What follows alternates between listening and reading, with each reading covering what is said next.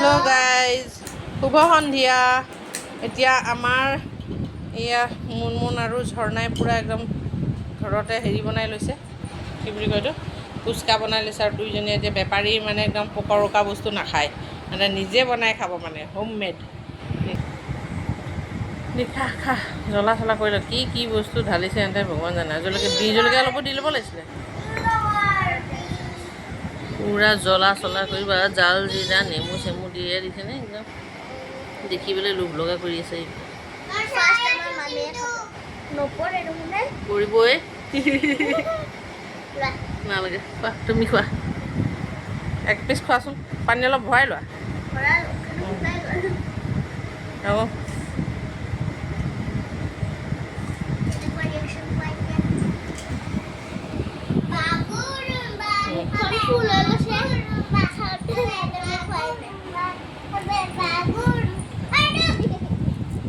চুবাবই পৰা নাই।